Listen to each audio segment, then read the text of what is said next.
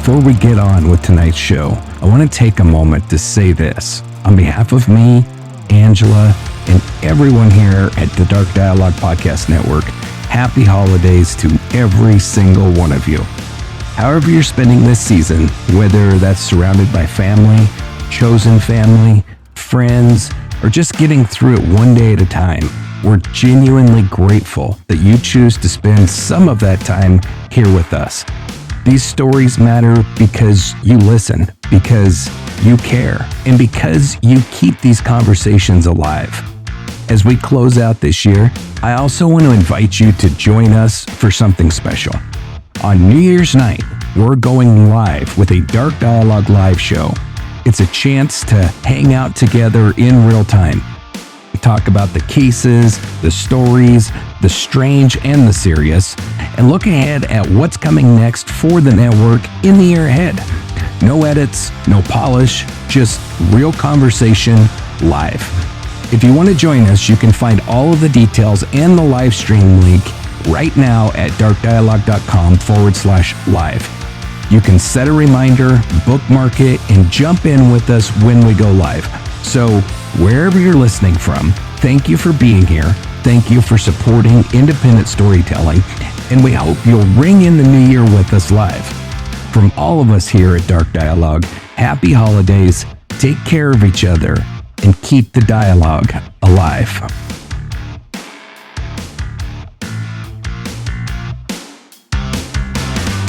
Welcome back to Dark Dialogue Unraveled Truths, the show where we take true crime documentaries apart piece by piece, not to recap them, but to question them.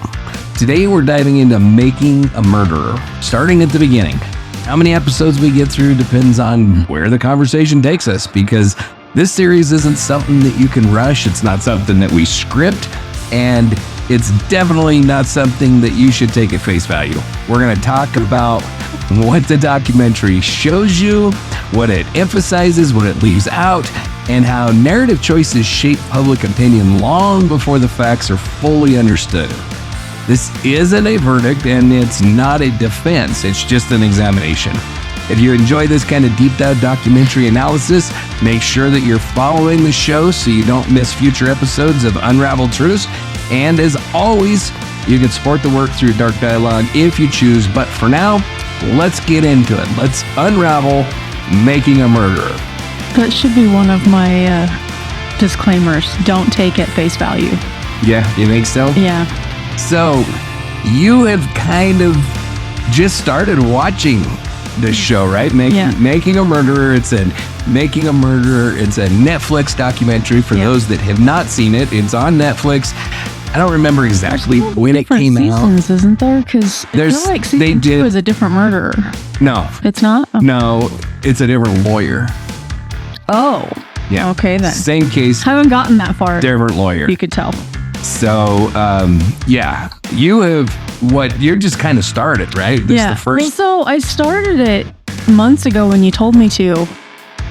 And I don't remember what happened because when I went back to watch it, a few, the little Netflix, the little red line that says you've watched it. Yeah. I had a few and I was like, okay, I did start this. Why doesn't any of it seem familiar? And by the second episode, it started to seem familiar, but I did have to go back.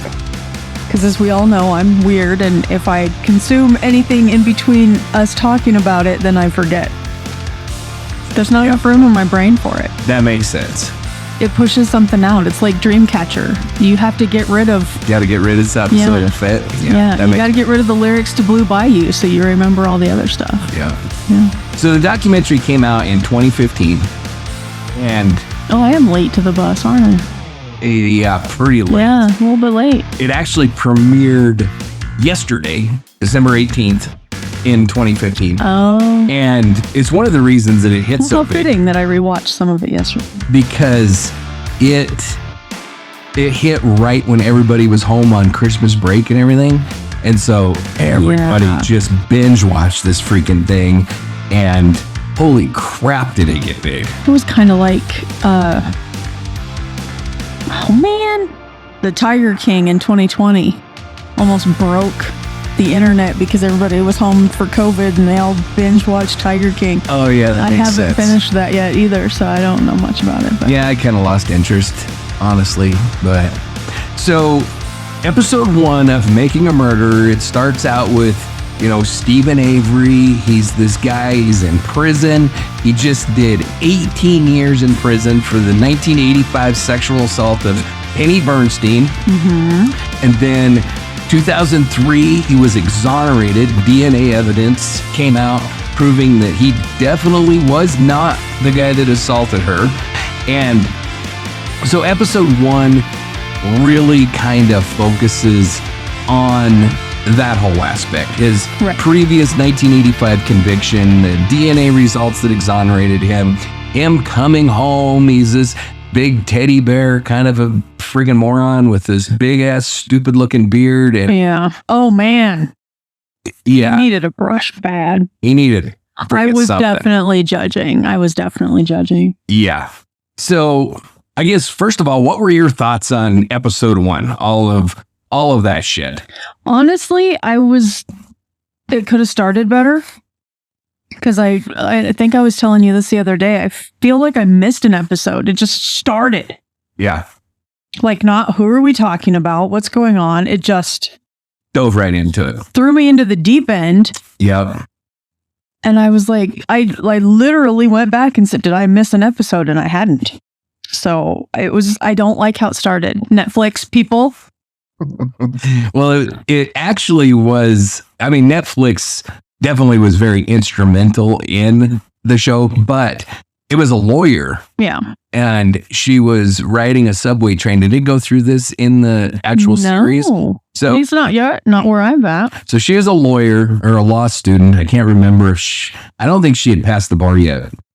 Anyway, it doesn't matter. She was at least a law student and living in New York and riding the train, and I was reading an article in the New York Times, I think, about the Steven Avery case, and she just decided, this is my new calling. I'm going to be a documentary filmmaker.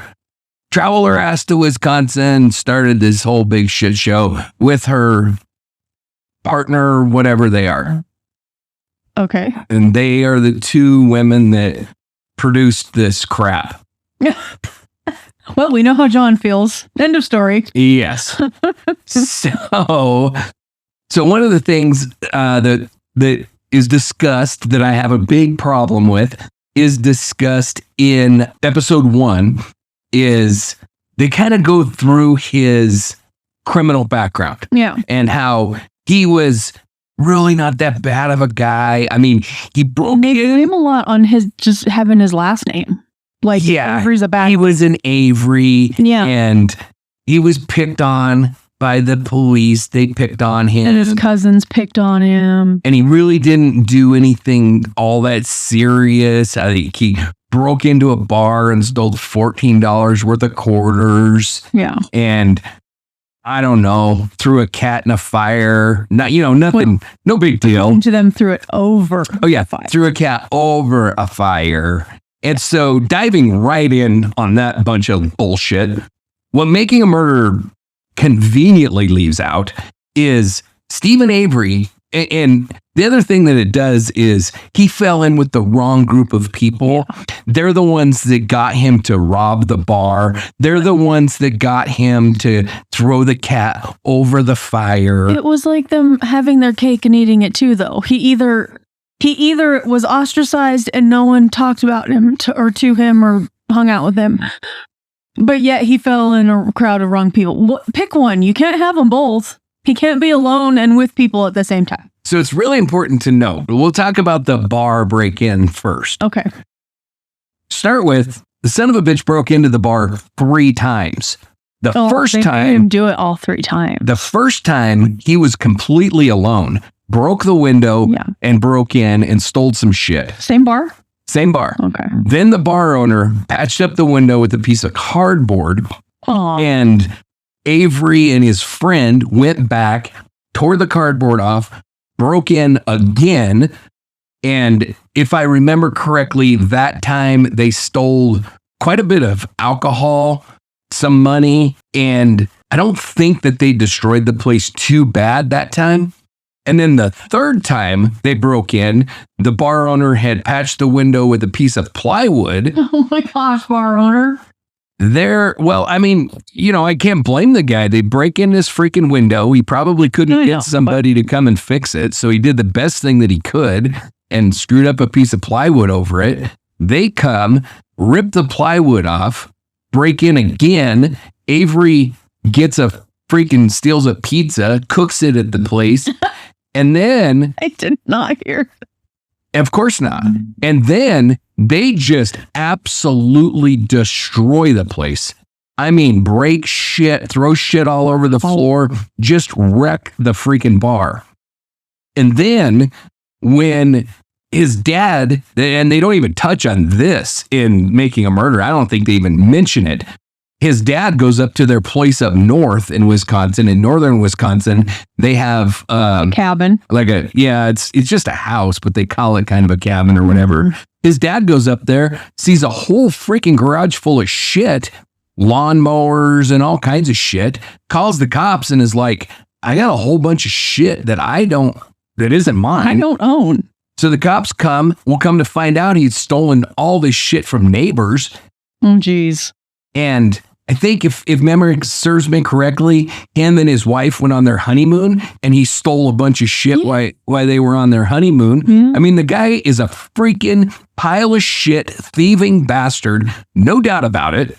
Okay. But they leave all of that out conveniently in Making a Murderer. Yeah. Second part. You get to feel bad for him a lot. Oh, yeah, because he's so picked on. I feel bad for his parents, though. Is that warranted? No. His dad's a total piece of shit. His dad is a total piece of shit.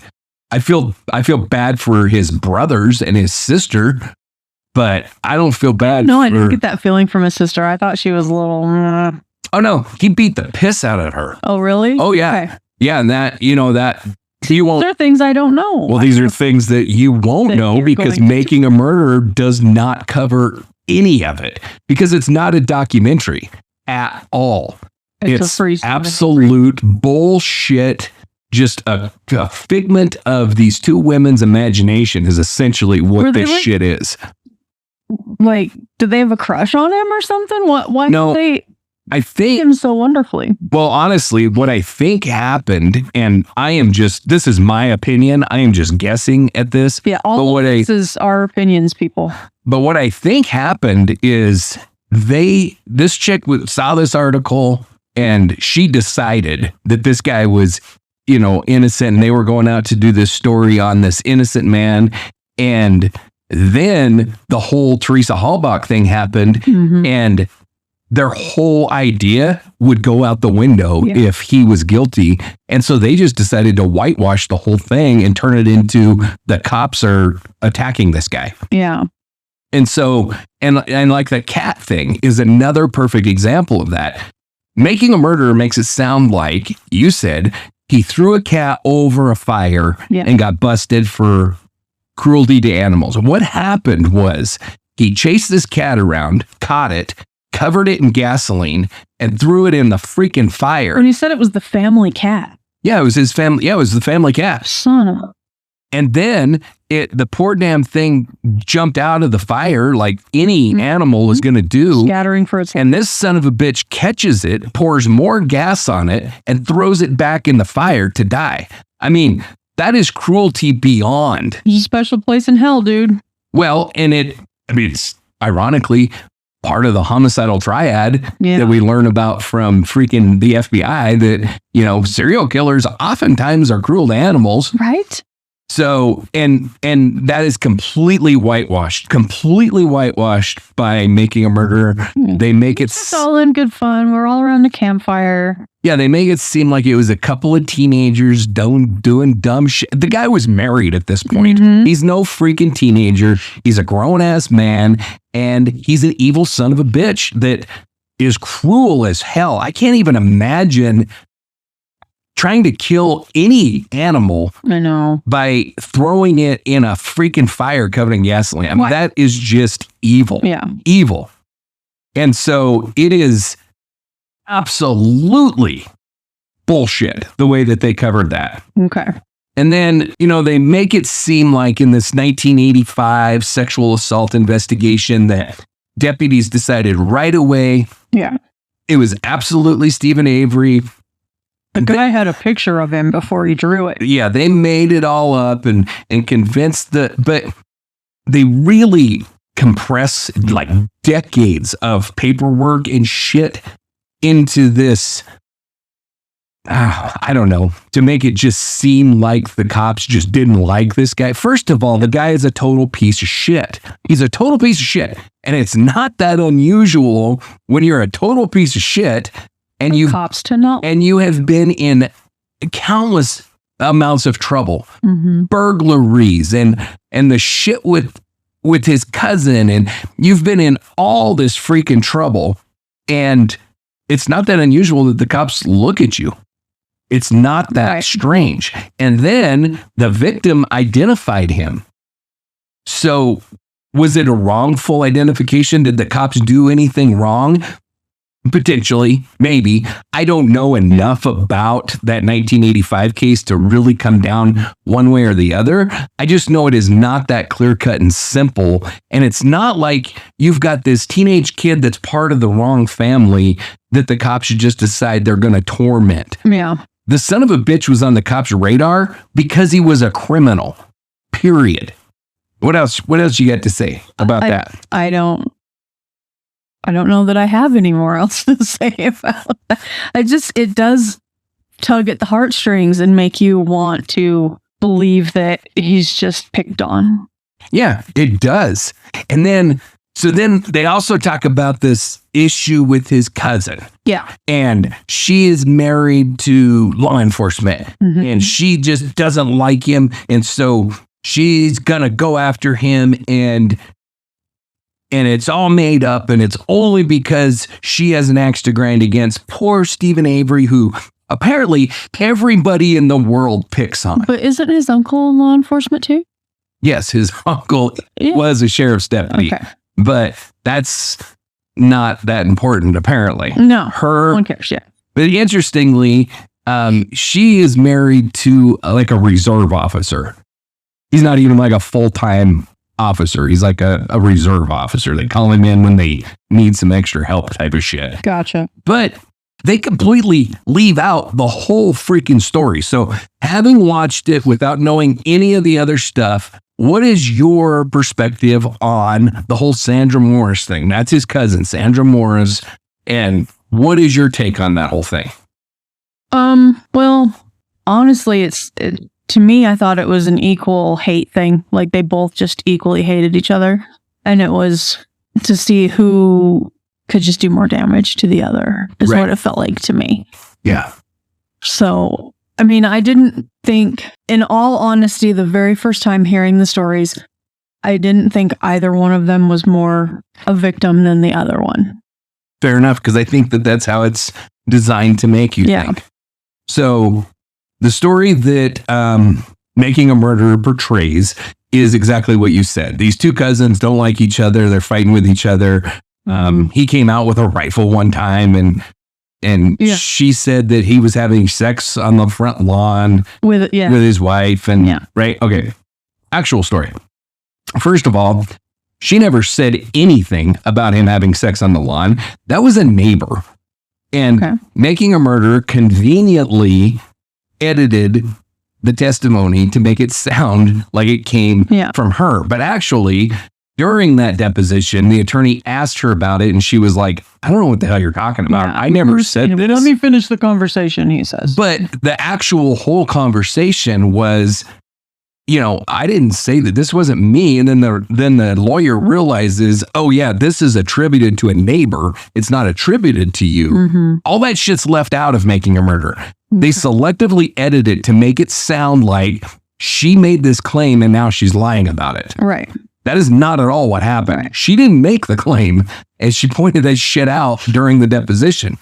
Second tiny little thing that I think is important to discuss, he got in his vehicle, chased her down the road, ran into the back of her car, pushed her off the road, jumped out with a gun, and attempted to kidnap her. At which point she begged, please don't. I have my daughter on the front seat. Let me take my daughter to my parents' house and then I'll go anywhere with you that you want me to go. But, I can't leave my daughter here on the front seat to freeze to death. Yeah. And then Avery, who, according to Making a Murderer, always fesses up to everything he's ever done. Yeah. He runs home as fast as he can freaking go, puts the gun under his kids' bed, strips down, crawls into bed. The cops come because obviously Sandra Morris went to her dad's house and was like, this just happened. And dad was like, call the cops. Yeah.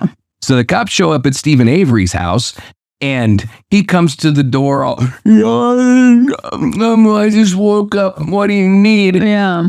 The cop was pretty freaking heads up and he reaches over and puts his hand on the hood of the car, which is warm as shit because Avery just got back home. And then finally Avery, once he's busted, then he finally admits what he did. Right. Another big part to talk about when it comes to that whole Sandra Morris thing, Avery didn't do 18 years in prison because he was wrongfully convicted for a 1985 rape. Avery did 12 years in prison because he was wrongfully convicted for a 1985 rape. Okay. He did 6 years in prison for the armed assault on his freaking cousin that he was found guilty of and sentenced to 6 years in prison for. Gotcha. So Making a Murderer leaves all that shit out. They make it seem, and that does become important when we get to the whole lawsuit and the whole reason that the cops are going to, frame him for murder, because the whole lawsuit is based on $1 billion a year for 18 years plus $18 million in punitive damages, essentially. I think it was like 35 or 32. 36 million. 36 million. And so, but in truth, only 12 years of that would have applied in the lawsuit because only 12 years of it was because he was wrongfully convicted. He was rightfully convicted for the other thing. Armed kidnapping. And who the hell knows what would have happened if she wouldn't have had her kid with her and been able to talk him out. I think he'd have murdered her. You think so? I think he would have likely murdered her. I mean, why else do you kidnap somebody at gunpoint? Because you want to take them out to dinner? What would have been...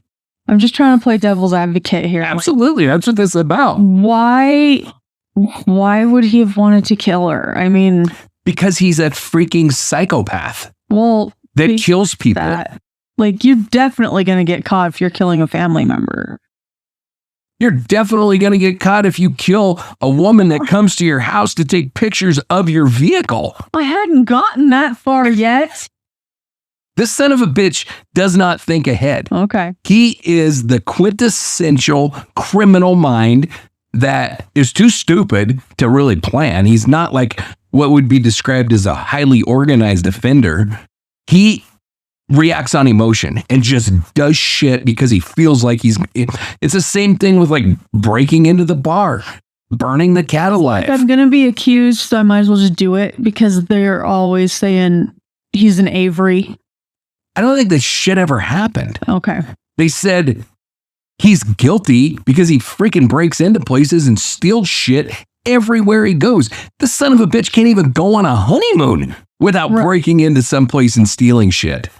So that's what I think. I don't know if it matters, but where is that wife now? I know that he said some pretty shitty things to her. Oh God, you don't even know the half of it. No, I know what they allowed us to know. So another thing that Making a Murderer does not even touch on is the fact that he was abusing his kids when they would come and visit him in prison. And so the judge barred them from from having to go see him because the kids testified that he'd pinch them and do all this mean shit to them when they went to visit him. And so the judge said, well, you don't have to go anymore. And so the wife took the kids and bailed. And the kids grew up and they had nothing to do with him. The only kid that had anything to do with him was his daughter, who in episode 1, you see holding his hand when they leave the jail and shit. And he's holding her baby or something too? I don't know whose kid that was, honestly. Okay. I don't know. But then she ends up not having a shitting thing to do with him by the time it's all over. She spends a little bit of time with him, and then she doesn't have anything to do with him either. Right. So none of his kids have anything to do with him. That wife got the hell out of there. As far as, you know, how she lived the rest of her life and stuff, I have no clue. I just know that she ran far as she freaking could from Steven Avery and stayed the hell away from the psychopath. So then, as we get to kind of the tail end, was there anything else that we haven't covered that was covered in episode 1? Nothing that's screaming to me. It should scream to you a little better than it. Yeah, I mean, episode 1 wasn't just full of a whole bunch of shit, because the primary focus on it... Weird. It left me just confused. Yeah, the primary focus on it was the 1985 conviction and the wrongful conviction and all that. So, like I said, I haven't spent a lot of time looking into that whole aspect. And I don't know that there's a lot of reason to, because he was exonerated.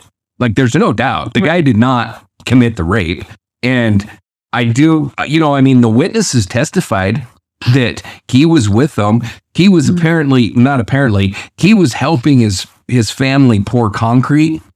So he was with the family all day long. And then a little while after that, his wife and him like took off and went to like Madison, I think, and did some shopping, got some gas, shit like that. And then he came home, and then he spent the rest of the night with his brother hanging drywall and in a house. And so it wasn't like the jury didn't hear from the witnesses.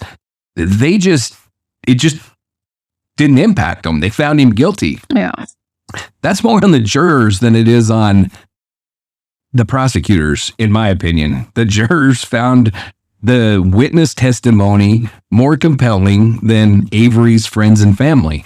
And is that right? No, the guy was wrongfully convicted. He was exonerated. He should have never gone to prison for that. And if the story ended there, then I would be all on Steven Avery's side as far as that aspect goes. Okay. The guy's, he's still a piece of shit. I don't think he could have lived in society without ending up back in prison, because he's one of those people. So then it kind of starts to foreshadow the conspiracy a little bit, talk a little bit about the Halbach case. Yeah.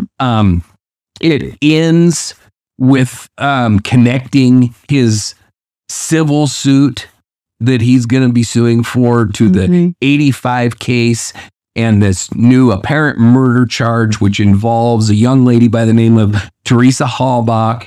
And it kind of invites the audience to see the future homicide investigation as a retaliation or damage control by this corrupt so they don't system. Have to pay the money, yeah. Right. And so, you know, I mean, I think that as we kind of get in this and kind of discuss all of it, I do think that you're going to start to see that it's very dishonest what making a murderer does. Okay.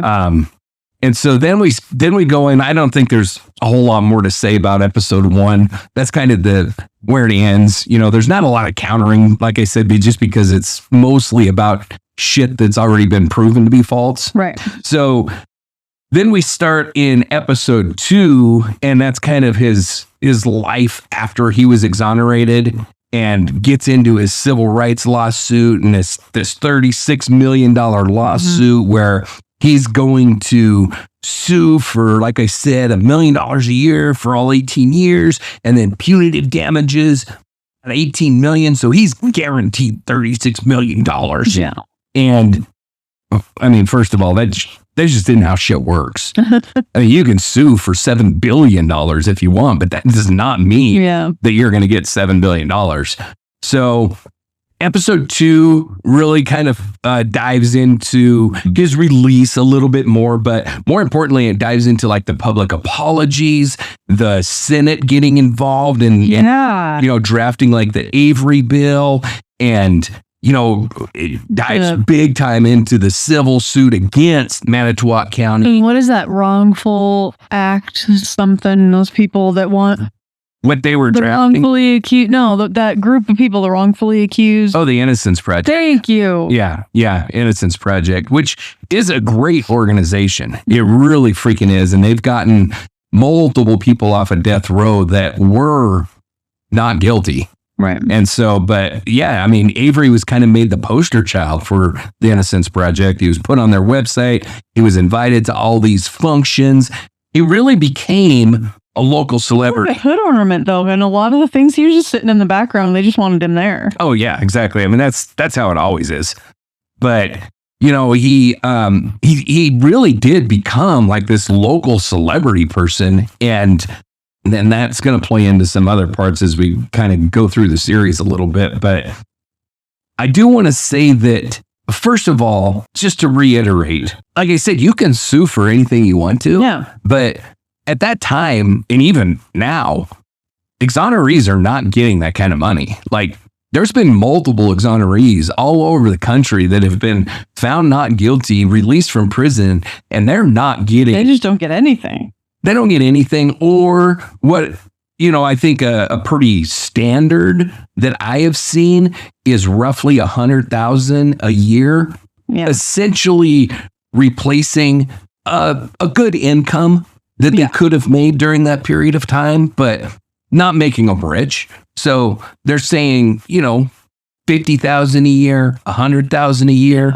That's Sometimes typically... they tack on a little bit more for pain and suffering. Yeah, but you're still not getting $1 million a year plus another $18 million in punitive damages. And Making a Murder frames this as though it's a foregone conclusion and he's only weeks away from it. Like, if he can just keep his nose clean for a week, he's going to get a $36 million check. Well, anybody that knows anything about lawsuits knows it don't work that freaking quick. He had just filed suit. It was years before he was going to collect that money. It was not weeks. If he was going to collect it. If he won, it would have been years. And he was going to have to prove in a court of law that the sheriff's department conspired against him to wrongfully convict him. They knew he was innocent, and they that's an extraordinarily difficult case to prove. And I don't think there's any way in hell that he would have been able to. But even if he was, it was years away. He was not a week away from getting $36 million. I just think it's important that we talk about that. But again, with episode 2, there's not a shit ton of stuff that comes in. I think one really important thing that comes in on episode 2 is Andy Colburn's receives this call from somebody that says, we have a prisoner in our facility that committed a crime that somebody in your facility is in jail for. And Andy Colburn didn't do anything. And then he made a statement. Was years and years later. My files? Is that what you're getting at? No, that was the prosecutor. Okay. No, Andy Colburn is the deputy, and he receives this phone call saying from another facility saying that they have somebody in their jail basically confessing to a crime that somebody in Manitowoc County is in jail for. Okay. And they really frame Andy Colburn as a villain here. And then he's also going to be then one of the key players in framing Steven Avery for this murder because he is, quote unquote, named in the lawsuit. Okay. So they really paint him as like this worthless pile of shit. Well, I think it's really important to note that Andy Colburn, first of all, do you know where Andy Colburn was in 1985 during the whole wrongful conviction of Steven Avery, all of the shit that he is going to conspire against Steven Avery for? Do you know where he was at that time? I want to give you a really sarcastic answer, but I shouldn't. No, go for it. I was going to say, in the words of Cliff Clavin, he was not in my kitchen. Yeah. The guy was I'm pretty sure he was Navy, and he wasn't even in this country at the time. He sure as the shit wasn't a deputy for Manitowoc County. He wasn't even here. But yet he's conspiring. He's going to conspire to commit murder and frame it on somebody else. John. So that's really super interesting, I thought, because Making a Murderer goes out of their way to cast Andy Colburn as the big villain. Right. And as you watch the rest of the series, you're going to really see how much they do that shit. And it's absolutely wrong. But it's important to note that in 1993, when this call, or the early 90s, I'm pretty sure it was 1993, when this call supposedly came through, Andy Colburn wasn't a sworn deputy. In Wisconsin, jailers aren't sworn deputies. So he was just working in the jail. And part of working in the jail, and it's the same thing in every jail, it's the same thing in the jail here as anywhere else. A lot of the times, calls go to them. He was in the control room at the jail, and he received this phone call, and this guy told him this. And so Andy Colburn said, "You probably want to talk to a detective about this," and forwarded the call to the deputy, or to the detective. And then they crucify him because he never wrote a report. Son of a bitch. If you wrote a report on every freaking call that you get when you're working in a place that gets, Andy Colburn would go on to say that during a 4-hour period, he would probably transfer like 20 to 30 calls. Mm-hmm. Is he going to write a report on every one of those? Apparently he should have been. He passed it on to the detective, which is exactly what he should have done. If the ball was dropped, it was dropped by the detective. It was not dropped by Andy Colburn. And so you don't stand up for police people if they don't deserve it. So no, I don't. I'm happy to crucify them. So, and then the RAV4 is found on Avery's salvage yard property by a volunteer, Pam of God, who she become known of because... And they made it look so fast. Yeah. Like she just walked in and walked straight up to this car. That is not how it happened at all, by the way. Her and her daughter searched a line of cars that made perfect sense as they worked their way across the yard. And then it was very logical for them to move from that line of cars to these cars that were parked up on the hill right there. And so when you really look at how the search transpired, it's not that weird. Yeah. But she gets dragged through the mud because she was a private investigator. Obviously, police love private investigators, except ironically, when you're acting as a private investigator, then they look down their noses at you and they don't want anything to do with you. But if they're framing somebody for murder, then you're their best friend and they will immediately go to a private investigator to help you. Yes. And the one problem that I have with this whole thing is especially the whole Pam of God thing. And I don't think they refer to her as that in Making a Murderer, but no, I don't remember that. That's what many of the advocates for Steven Avery have started to call her as Pam of God, because on the stand she says that she believes God led her to the RAV4. So now she's known as Pam of God. And the whole thing that you have to reconcile is Pam of God is, I think, Teresa's aunt. And so you have to believe that Teresa's aunt either was involved in her murder or was told of her murder and convinced to cover it up and frame an innocent man for it. So how do you reconcile that one? Yeah. It's not like Pam is listed in the lawsuit. It's not like Pam has anything to gain from framing Steven Avery. Right. So why exactly would Pam get on board with framing him and helping the sheriff's office? No. It makes no logical freaking sense. None.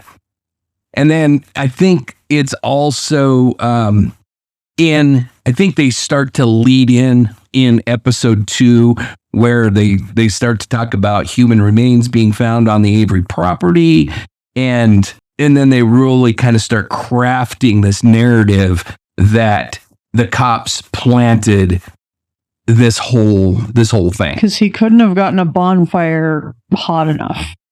Right. Yeah, he could have never gotten a bonfire hot enough. And then, depending on which story you want to believe that Avery told, he either did or didn't have a fire that night, because he told multiple stories and they changed as evidence was found. It's very interesting how that works. Mm-hmm. How, as soon as they discover evidence that he had a fire, then all of a sudden he had a fire. I did have a fire. It was actually in a jail call that he was talking to his sister, and he said, I didn't have a fire that night. I don't know if they played it in episode 1 or 2, but it's in the series. And he says, I didn't have a fire that night. And she's like, yeah, you did. Maybe it isn't in Making a Murderer. But anyway, it happened. And he says, I never had a fire on that night. And she was like, yeah, I'm pretty sure you did, because when I came home, there was a big fire. And then he immediately says, then Brendan was with me. Yeah. And so it's just interesting how he's very good at this bullshit. Okay. So then there's also this emerging narrative of this law enforcement conflict of interest in the fact that Manitowoc County officers, particularly Lincoln Colburn, were present at key search moments despite supposedly recusing themselves from the case and saying they're not going to have anything to do with it. So let me just ask you a question. Shoot. You are an investigator and you decide that you're going to murder somebody.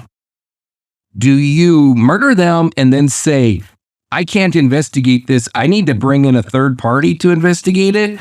Or do you investigate it yourself? I investigate it myself. Yeah, damn straight you investigate it yourself, because if they're going to want to plant evidence, why in the hell? The narrative, yeah. Why the hell would they bring in Calumet County and say, you guys take the lead on this? Yeah. Because to babysit is, I believe, the words they used. And that's pretty much what it was. They didn't. So Calumet definitely led the investigation, but at no time did Manitowoc say, we're going to have nothing to do with this. It's their county. Mm-hmm. Of course they're going to be involved. And everybody on the free Steven Avery side of things, everybody treats Manitowoc and Calumet County as though they're inner city New York police departments. And they're not. They're tiny. It's kind of like Wyoming. You don't have the resources to take over a huge investigation like this while still taking care of your own county. Right. They don't have tons and tons of officers that they can commit to this. They don't have a shit ton of forensic analysis. They don't have a bunch of crime scene technicians that they can throw at this. They have to be able to use not only Manitowoc County, they also brought in tons of officers from the Wisconsin State Police, who apparently are also in on the conspiracy. Yeah, everybody is. Then they bring in the Wisconsin DCI, and they're all in on the conspiracy as well, apparently. So there was a giant memo sent out to be. Oh, there had to have been, because you have the DNA technician that's involved in it. I mean, if you listen to the lawyers, which I think it's Bunting that says, you don't need a whole police force, is all you need is one officer, maybe two, and you can do this.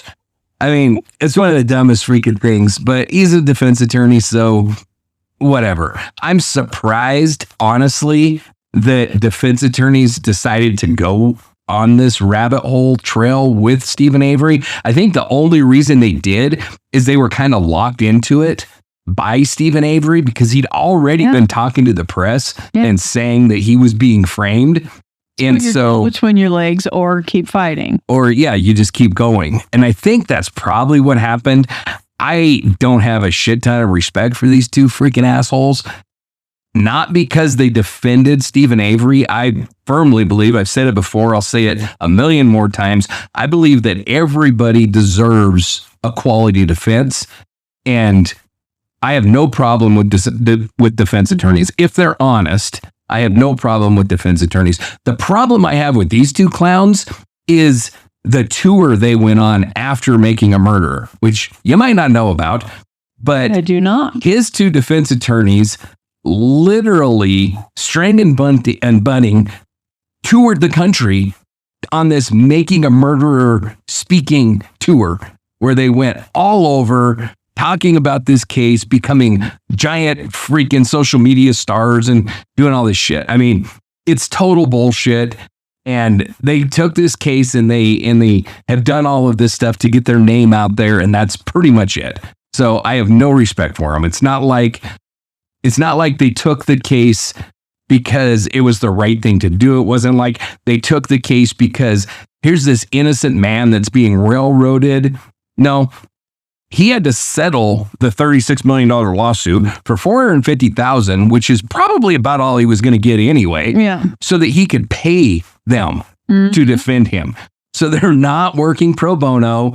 They're not working out of the goodness of their heart. Yeah, no. They're working for the money, just like, and that's fine. That's absolutely fine. I mean, it's bread and butter. But, I mean, they deserve to be paid for their work, and I have no problem with that. I have a big problem with the whole speaking tour that they did after the fact to capitalize on the fact that Making a Murderer was a huge success and they wanted some of that bread. I have a big problem with that. And then that's kind of where episode 2, that's kind of where it leaves off, is just setting the scene that Lincoln Colburn are these dirty cops that are framing this poor innocent man who's picked on by everybody. And that's kind of where it ends. So do you want to... He wants to get out and get married. Yeah, that's all he wants to do. Get out, get married for the 75th time. How this guy ends up with the women that he ends up with is beyond me. Because he has had, like the one girlfriend that he had after he was in prison. She's a pretty attractive woman. She was married to a cop and then got divorced from the cop and then was going to marry Steven Avery. And then that whole relationship fell apart. The DUI one? Or she was in jail for the DUI one? No. That was his girlfriend during Making a Murderer. Okay. After Making a Murderer, he's sentenced to prison, and then this woman falls in love with him. He's had more girlfriends than you can count since he's been in prison. Goodness sake. All these, what John Douglas would call nutcases, have gone after him because he's so freaking famous and popular. And even this chick who, like I said, she's an attractive woman, but she even said, if they make a season 2, I'm going to be in it. Oh. Yeah. And then he goes nuts on her, threatens to murder her, all this shit. And so she ends up getting rid of him too. This is pretty much how every one of his relationships. Be in it, because then she'll want to tell her story. Well, she is in it. She's in season 2. Okay. But they frame her as a lunatic for sure. And I'm not saying she's not, because I think you gotta be kind of a lunatic to marry or want to marry a convicted murderer. And with some rare exceptions, like Lori in the West Memphis 3 case, I think that was legit, but it's rare. It's super rare. Most of them are complete nutcases that I don't know what the hell they're thinking. I've never understood it. I never will understand it. I don't pretend to understand it. Right. It's weird as shit. So do we want to push through episode 3, or do we want to end this episode here and we can discuss 3, 4 in the next one? You can keep going. Okay, we'll do one more episode. So episode 3 kind of centers on Avery's pre-trial and the media framing and, his defense team being put together, and it begins to introduce Brendan Dassey's involvement, and it casts both of the accused, Brendan and Steven, as under-resourced and against a very powerful and biased system. Yeah. So, they definitely dive into the trial by the press thing, and, that really emphasizes the press conference by Sheriff Pagel and DA Kit You're under Kratz. 15. Stop watching now. this might be one of the only places I agree with making a murder. No. That was one of the dumbest. And I think Ken Kratz is a total piece of shit. I don't like the guy. I don't know that they cover it in Making a Murder, but he ended up, after this case, like a sexual assault victim was working with him, and he ends up sending her like a bunch of dirty texts and shit like that. It all comes out. I think he's fired. His career is destroyed. And he comes out and says, I'm a sex addict, and the whole bullshit. I don't like the guy. I think he's a total piece of shit. And this decision to have a press conference and go over all of the horrendous details of this crime, whether it was true or not true, is absolutely freaking disgusting. And I cannot support it. I don't agree with it. I think it was absolutely wrong. I think that it's a travesty that a prosecutor would do some shit like that. Yep. So you're not going to hear me, backing up Ken Kratz for that dumbass move, because it was very stupid and it was prejudicial. In my opinion, it was very prejudicial. It made it very difficult to then get an unbiased jury in this case. I don't think there's any doubt about that. And obviously, all of that information is going to come out. He didn't disclose anything that was secret because it's going to be in the charging documents, which are public record. So any good reporter is going to be able to go dig those up and shit.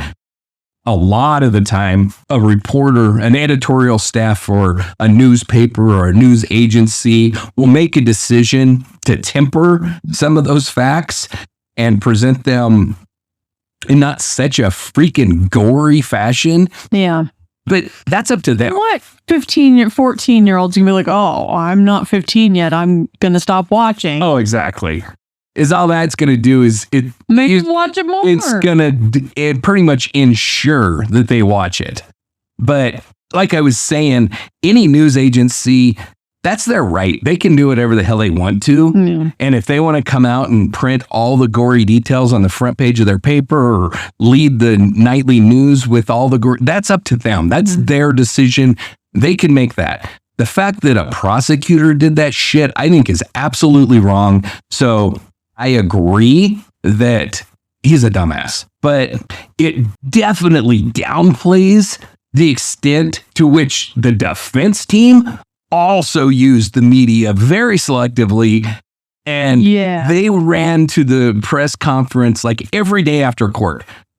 They went from the courtroom down to run and stand at a podium and then tell the press everything that they had discovered and everything. So they frame it like the prosecution did this terrible thing, but the defense did exactly the same kind of bullshit. Exactly.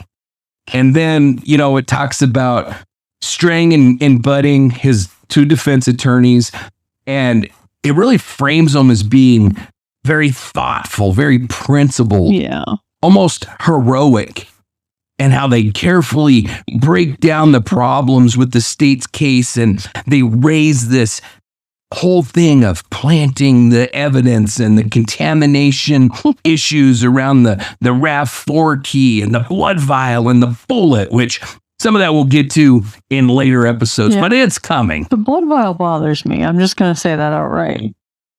Well, we're going to talk about that next. So, I think that it really, the series really minimizes the weaknesses in the defense theories. There was really a lack of any coherent alternative suspect narrative at all. And this idea that they say, you don't have to believe that the sheriff's office killed Teresa in order to, how do you not? How do you not? If you don't believe that the sheriff's office killed Teresa Halbach, then you have to believe that somebody else did. Oh no, it gets better. You have to believe that a girl that Steven Avery called to come to his house that day, coincidentally, gets murdered by a completely unrelated person. Then you have to believe that the sheriff's office, not only the sheriff's office, a certain deputy or a certain deputy in the sheriff's office happens to discover the body, who is also involved in this lawsuit, who then decides instantaneously, I am going to take this body and I am going to use her body to frame. That line of coincidences is absurd. It cannot happen. It cannot happen. You have to believe that the sheriff's department and the county, we'll say the county, murdered an innocent young girl strictly to frame Steven Avery. Steven Avery, yeah. And the sheriff at the time said, and he got all kinds of shit for this, but he's absolutely right when he said it would be easier just to kill Steven Avery. Yeah.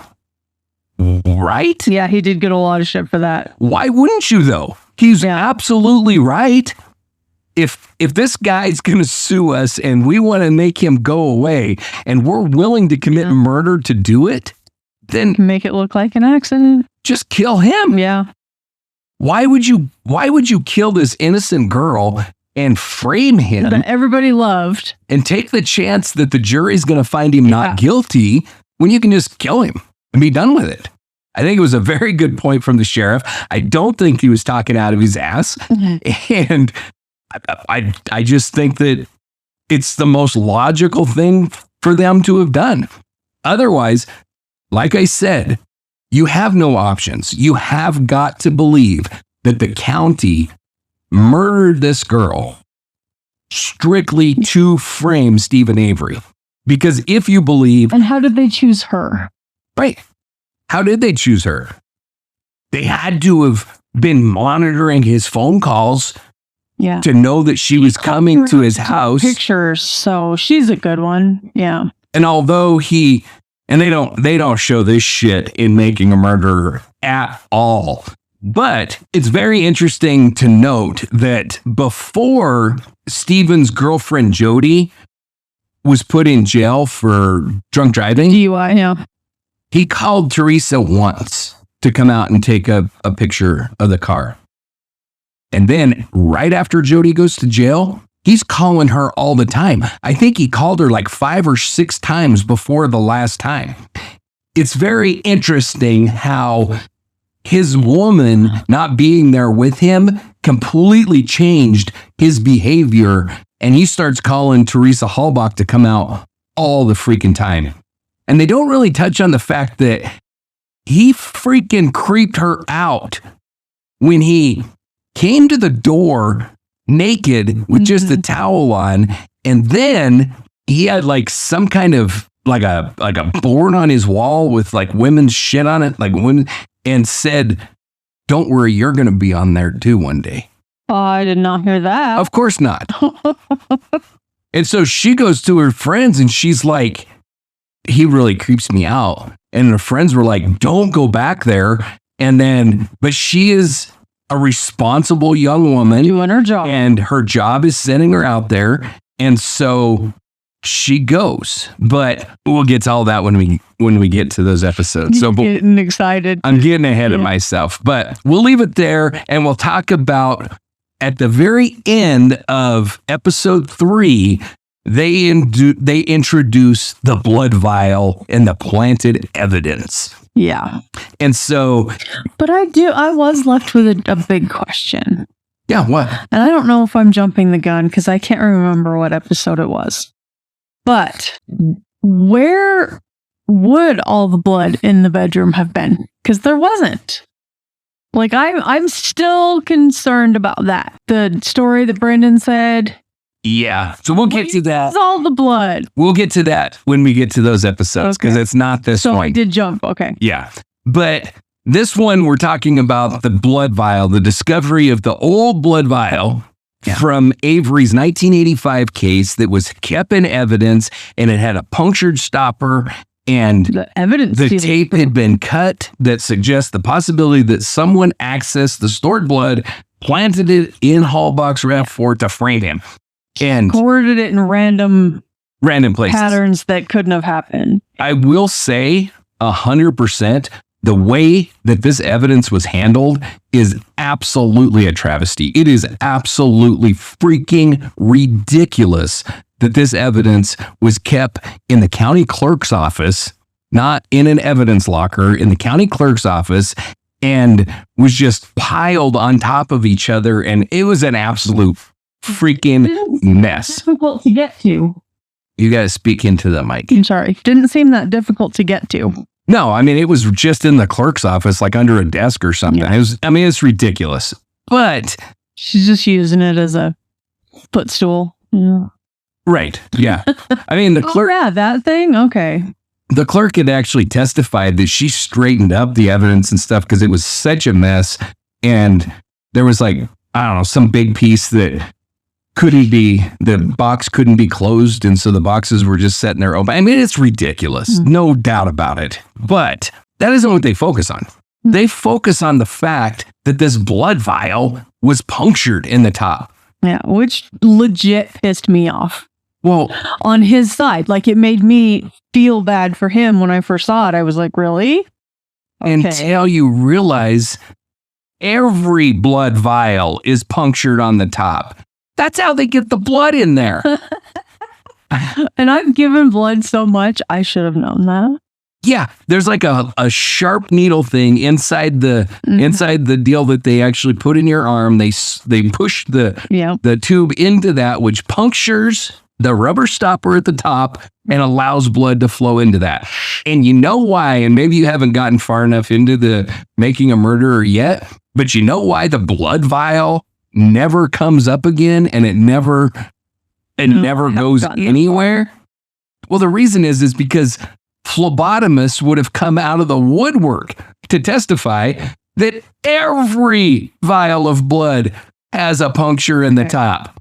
So no wonder when I texted you and said, what? You were like, just wait. Yeah, because like, I don't want to wait. It's absolute bullshit because and you really won't hear it talked about at all. They like set it up like it's this big conspiracy and then it never goes anywhere. It never goes anywhere with the trial. It never goes anywhere because it was so easy to prove that it was bullshit. And that particular one, I got to say, when I first watched Making a Murderer, I was totally on board with the whole Steven Avery got framed. This is absolute bullshit. I bought it hook, line, and sinker. I would be the first one to admit it. So you knew that I would, and you were excited for like all this bullshittery that I was going to 100%, because that's what it was designed to do, and they do a really good job at it. But when I got to the blood vial part, I was like, oh, this is bullshit. This one I can't buy into. I've seen way too many vials of blood. And of course, I've worked in like a hospital setting and shit. So I've probably seen this more than the average person does. Mm-hmm. But anybody that has like given blood and paid attention would know it's always there. You can't get blood into the vial without puncturing the top. There was nothing strange about that. And so I just thought it was absolutely dishonest for them to present it. Got really excited calling people about it. Oh yeah, he was on the phone, right? And there is a puncture right in the top, and I'm sure very excited about on the other end of that phone call, which you don't hear. Whoever he was talking to was probably like, yeah, dipshit, there always is. That's how the blood gets in there. It's not like they pull the rubber stopper out and drain your blood into a tube. Dump it in there. So anyway, that's the blood vial bullshit that they put. And again, the evidence, I think, was mishandled. I think it was absolutely ridiculous the way it was taken care of. The blood vial thing is bullshit. It goes nowhere. And then in episode 3, they kind of start to introduce Brendan Dassey, and he's introduced as this cognitively impaired teenager that's been drawn into the case. They start showing little clippets of the interrogation footage and hinting. Yeah, his full IQ is 72, but his conversational IQ was 69. Right. Yeah, some shit like that. So, it's going to be explored more as we work throughout the season, but this is really planting the little kernels that his confession is the product of suggestion and coercion rather than any kind of reliable events or anything. You can tell us, Brandon. You can tell us what really happened. Right. And I gotta say, on this one, I was 100% like, abso-freaking-lutely. This is Jesse Miss Kelly all over again. This is a cognitively impaired kid that really was led into this confession, and the parts that they show you, really, and I don't remember if it's in episode 3 or not, but it will come if it's not, where they say, what did you do with her head? What with the head? What happened with the head? Yeah. And then he's like, her hair? I'm going to come out and say it. Who shot her in the head? Yeah. And so they make a really big deal about that and everything. But the problem is when you listen to all of the confession, it's not that clear cut. And I have listened to all of his confessions. Some clever editing there. Oh, we haven't even gotten to the clever. The dishonest editing that occurs in making a murder should be criminal. I mean, it should be freaking criminal what they did, but we'll get there. So, and then that's kind of where episode 3 winds itself down to the end, is planting this seed of Brendan Dassey's coerced confession, this poor dumb kid that the cops railroaded into confessing, and then it kind of comes to an end. So really across the first 3 episodes, it organizes the material that kind of underscores this pattern of bias and conflict of interest, and then this potential corruption of the entire Manitowoc County system, which really kind of invites the viewers, almost forces the viewers to doubt every piece of evidence that the state is going to bring into this case. Like, after you finish episode 3, everything that the state does now is questionable, and you're not going to believe it because they're a bunch of corrupt bastards. Exactly. I was like, don't know what to think the whole time. Don't know what to think. That was my theme that night. Yeah. And that's kind of how you go through this whole freaking thing is... But now that I know that's what they want, I'm pissed in a different way. Oh, when we get to the trial testimony, you are going to be livid because you're excited for it. I can see it in your face. Oh, yeah. Yeah. If I had it my way, I'd go through the whole freaking thing right now. But we're already over an hour in this episode, and we've only covered 3 episodes. So I believe there's 7 more to go, because I'm pretty sure that's a 10 episode series. There has been a couple of books written about this. Ken Kratz wrote a book. I haven't read it. I don't really give a shit what he has to say. I can't stand the guy, but he did write a book. It's probably pretty interesting.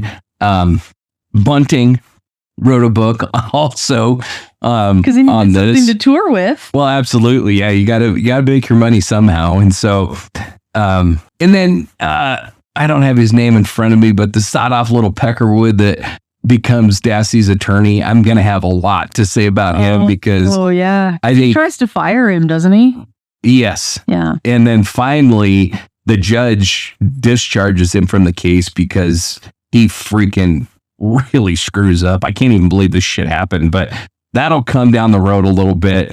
So anyway, we leave this with this idea that, and kind of the whole idea behind this Dark Dialogue project of Unraveled Truths is this idea that we have that documentaries are honest and lay out the facts and let the viewer make their own decision.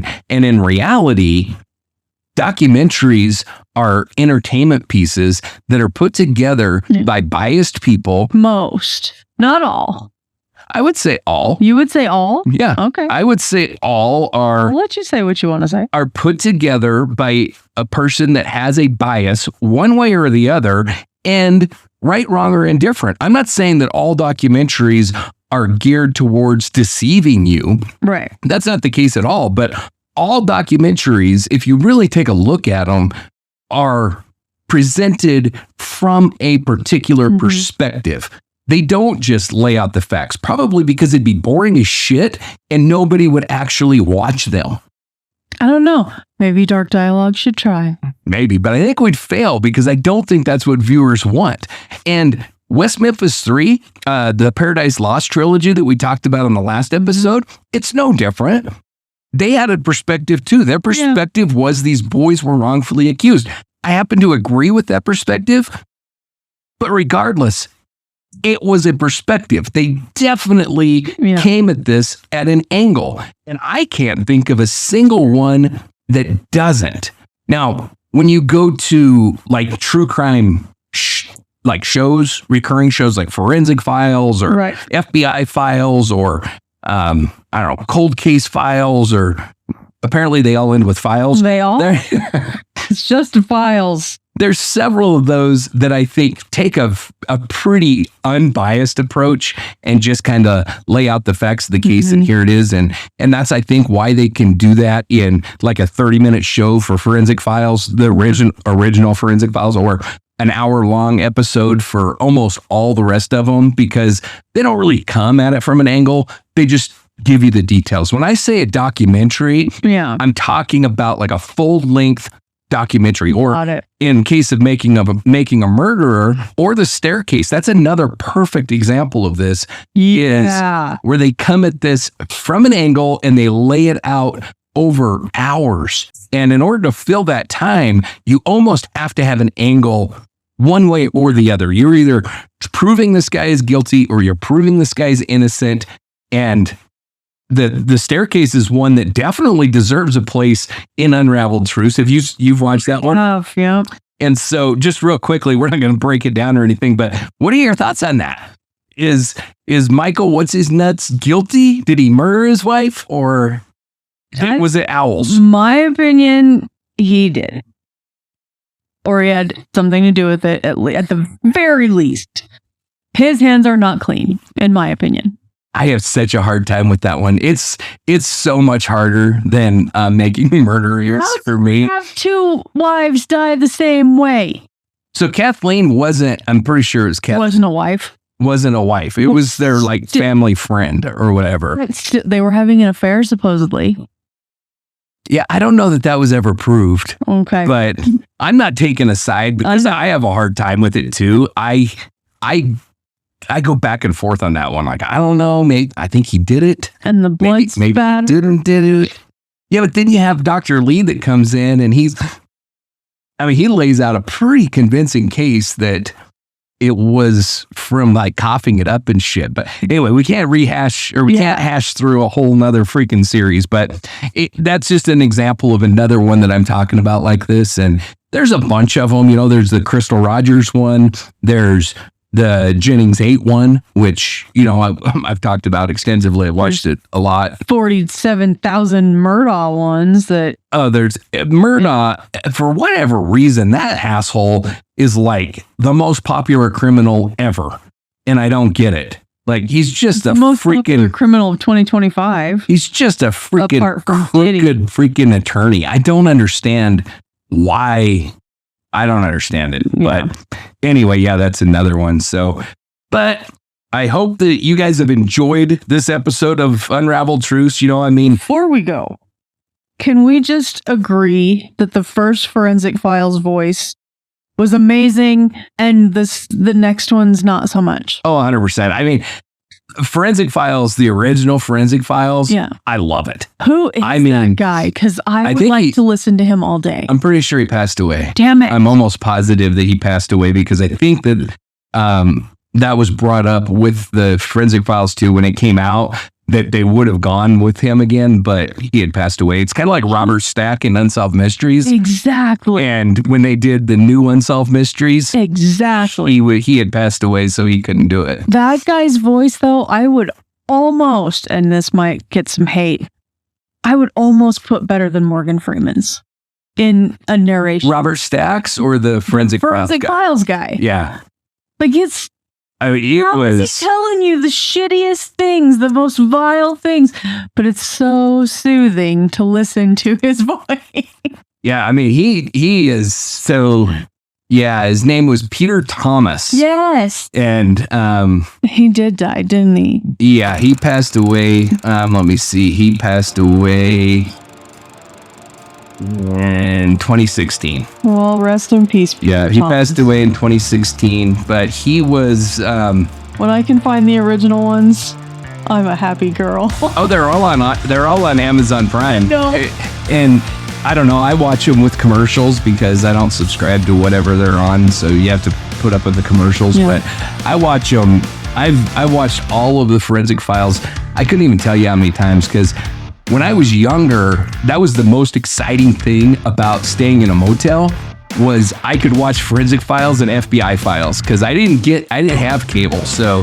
I was just about to say, when I stay in a motel now, I seek it out because it helps me sleep. Yeah, I mean, that's my big memory of like staying in motels when I was younger, is being able to watch Forensic Files. How funny we are. Okay, well, I'll let you close. I got us off on a tangent again, but no, I mean, it's good, and that's kind of one of the fun things about this show. So, go and pay respect to the guy, man. He did well. Oh, absolutely. He had an incredible voice. It was an awesome show, and it really was groundbreaking for the whole... Oh, absolutely it does. And really was groundbreaking for this whole era of true crime that we're in now.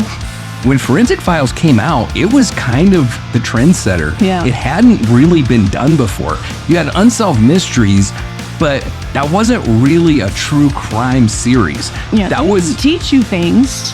Well, and it was... They focused on unsolved mysteries. Yeah. So it could be aliens, it could be hauntings, it could be whatever paranormal shit. It could be cryptozoology. Yeah. It could be all of this different shit, where Forensic Files was really dedicated to true crime. Right. For the most part. I usually skip the episodes that aren't true crime, like the fires and the fog and that kind of stuff. There's a few of those episodes that aren't crime related, but not very many. But anyway, we hope that you've enjoyed this episode. We hope you enjoy these discussions. I do think it's important to note that these are not deep dives. We're probably going to get shit wrong because we're not running off of a script. We're just pulling out of memory. Yeah. We're just a couple of friends sitting down talking about true crime documentaries and shows My memory that we've enjoyed, and rather than sit here and talk without the microphones on, we just thought, hey, why don't we turn the microphones on and have these conversations? So, some of these cases, probably most of these cases, will find their way into our deep dive Dark Dialogue main show or Rocky Mountain Reckoning if they fit there. Eventually, they'll probably show up somewhere where we can really dive in and show all the evidence and really talk about all of the aspects of the case. But that's not this show. This is just us bullshitting about something that we saw. I kind of feel like this invites people to, if we start talking about this before we get into the deep dive, if people know something that we don't know, yeah, they can reach out to us, they can let us know, and so... But, I just don't want there to be any confusion when, somebody listens to this and they're like, that's not right. Yeah, it's probably not right. Is it meant to be gospel? Yeah, I mean, it is just us bullshitting. Honestly, that's really what it is.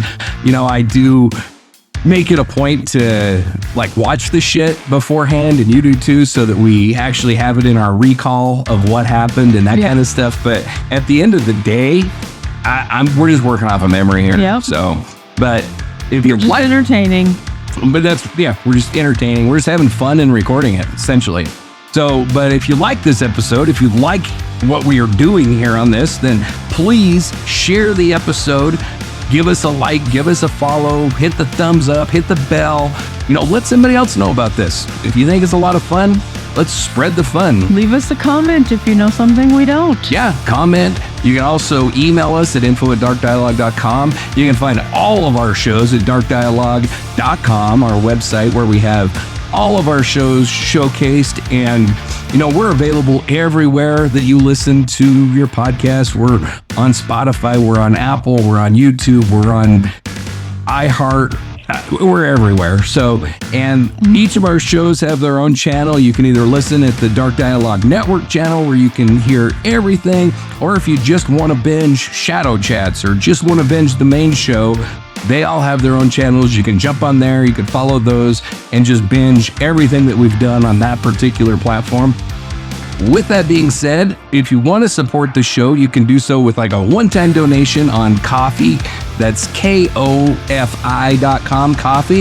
You can buy us a coffee there, or you can support us on Patreon and take advantages of a lot of the additional content and information on Patreon, or you can subscribe to our Substack where we have all of the deep dive information and shit. If you're somebody that geeks out like we do over true crime, you can get on there and read all of the shit that has led to the creating of these episodes.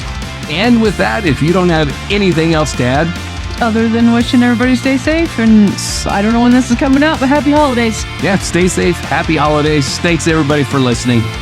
Okay, love you. Bye.